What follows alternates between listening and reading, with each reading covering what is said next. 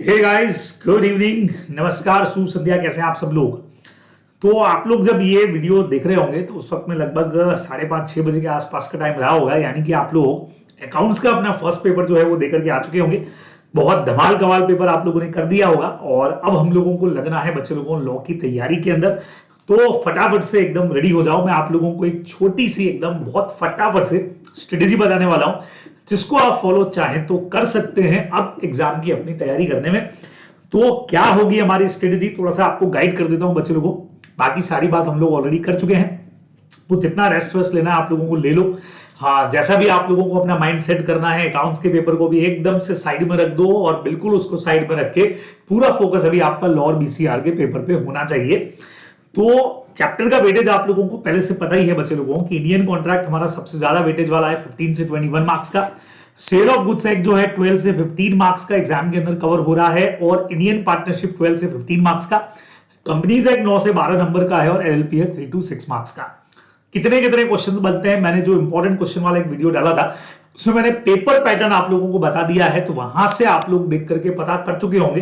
Description में मैं link भी डाल दूंगा, तो आपको आइडिया लग जाएगा कि हाँ भाई कैसा अपना पेपर बनने वाला है और कितने कितने क्वेश्चन इनमें से आने वाले हैं। अब मेरा सजेशन ये रहता है बच्चे लोगों, देखिए आप लोगों को ये जो टाइम मिलेगा, यानी आज का जो टाइमिंग आपको मिलने वाला है, कल का पूरा दिन आपके पास में है, और एग्जाम के दिन सुबह वाला जो टाइमिंग है वो भी आपके पास में है, और आप लोगों को तैयार करना है लॉ भी और बीसीआर भी। अब मुझे ऐसा लगता है, जहां तक जैसा कि हाँ मेरी जो स्टूडेंट लोगों से बात भी हुआ है, जो फैकल्टी से बात हुई, तो 2 to 4 आवर जो है वो आप लोगों के लिए आई थिंक सफिशिएंट होते हैं वापस से बीसीआर को रिवाइज करने के लिए। लेकिन अभी आपका सब्जेक्ट पे ग्रिप कितना है, मजबूती कितनी है, पकड़ कितनी है, उसके ऊपर डिपेंड करेगा। तो 2 से 4 घंटे आई थिंक आप लोगों के लिए बीसीआर अगर आप कर लेते हैं 2 to 4 आवर्स, तो उतना टाइम किसी के लिए 2 घंटे 3 घंटे मैक्सिमम 4-5 घंटे बहुत होंगे, ठीक है ना। तो ये आप क्या कर सकते हैं कि या तो अभी ही तैयार कर लो, सबसे पहले अपने तो हाथ में बीसीआर लो, भैया चलो सबसे पहले आज इसको अभी खत्म कर दिया जाए और उसके बाद ही लॉ की तरफ बढ़ा जाए। तो अकाउंट्स वाले एग्जाम के दिन अभी आज ही शाम को इसको कर लो। दूसरा कल कर लेना भाई, यानी कि जो हमारे एग्जाम के डे से पहले वाला दिन हमारा होने वाला है, उस दिन भी आप शाम को चाहें तो लास्ट में बैठ करके 2-3-4 घंटे इसके लिए निकाल लो और इसको कर दो खत्म। तो ये मैं आपके ऊपर छोड़ रहा हूं, जैसा भी आप लोग करना चाहें। अब यहां लॉ की सीक्वेंस पे अगर बात करूं तो बच्चे लोगों, जैसे सबसे पहले हमको लगता है सर कॉन्ट्रैक्ट हमारा सबसे बढ़िया है, तो क्यों ना हम कॉन्ट्रैक्ट से चालू करें। बट दिक्कत उसमें एक ही है कि कॉन्ट्रैक्ट का एरिया बहुत वाइड है, और इतना सारा करने के बाद कल का सुबह का दिन का आधा टाइम भी जो 10-11-12 बज जाएगी हमको उसको करने में, और फिर हमको लगेगा यार अभी इतना देर हो गया और अब तक सिर्फ एक ही एक्ट हमने किया है। तो बेटर है कि थोड़े से छोटे एक्ट पहले उठाओ। तो सबसे पहले अभी शाम के वक्त में आपको कर लेना चाहिए कंपनीज एक्ट। जी हाँ, फर्स्ट मेरे हिसाब से जो प्रायोरिटी है, यू कैन डिसाइड, आप लोग खुद डिसाइड कर सकते हो अपने हिसाब से, लेकिन मेरा ये मानना है कि पहले जैसे मान लो आपने कंपनीज एक्ट को स्टार्ट किया, तो एक तो छोटा सा पार्ट है, बहुत जल्दी हो जाता है। रिवीजन वीडियो में सबके ऑलरेडी आपके लिए डाल भी चुका हूं। तो 9 से 12 नंबर का हमारा पोर्शन जो है वो बीसीआर भी कर लोगे तो उसके साथ मिला करके आज के शाम के दिन में आप तैयार कर लोगे। तो जैसे बीसीआर भी आपने भी शाम को कर लिया, तो भाई 40 मार्क्स का बीसीआर है, उसको हल्के में तो ले नहीं सकते। प्लस आपने ये 9 से 10 नंबर का कर लिया, तो यार आधा कोर्स 100 में से 50 नंबर तो आपके आज शाम को तैयार हो सकते हैं। तो ऐसा कुछ आप प्लानिंग कर सकते हैं।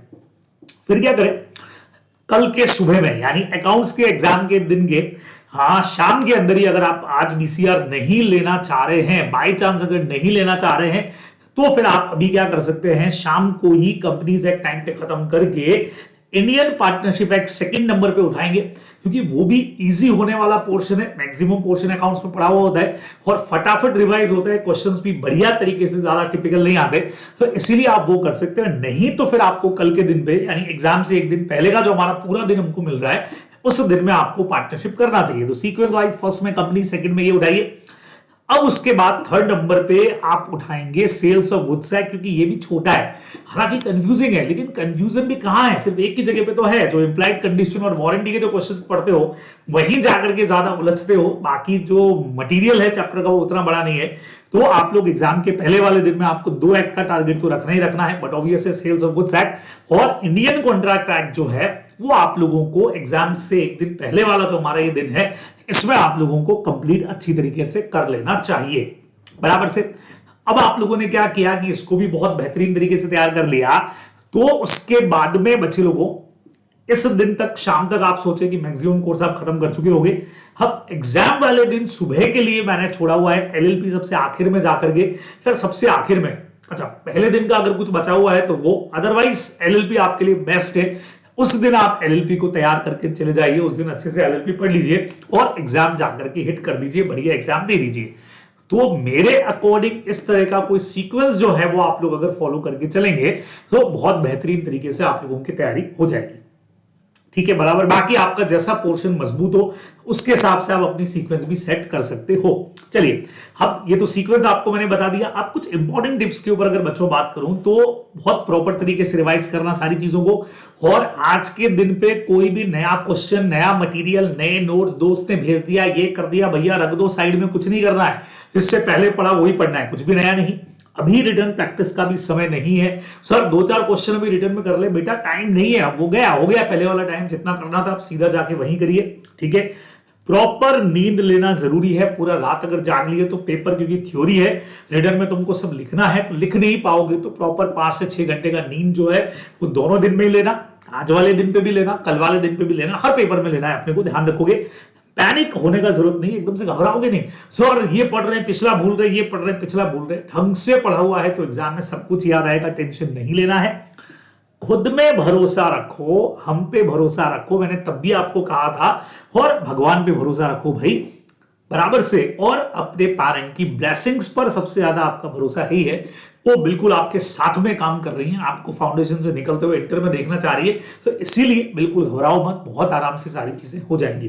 अच्छा, एग्जामिनेशन हॉल के अंदर हालांकि अकाउंट्स का पेपर देकर के आप आ चुके हो, तो आप थोड़ा सा वहां के एटमॉस्फेयर से फैमिलियर हो गए हो, लेकिन लॉ में एक क्वेश्चन अक्सर पूछा जाता है कि सर पहले बीसीआर करें या पहले लॉ करें। बच्चे लोगों, आपकी चॉइस है।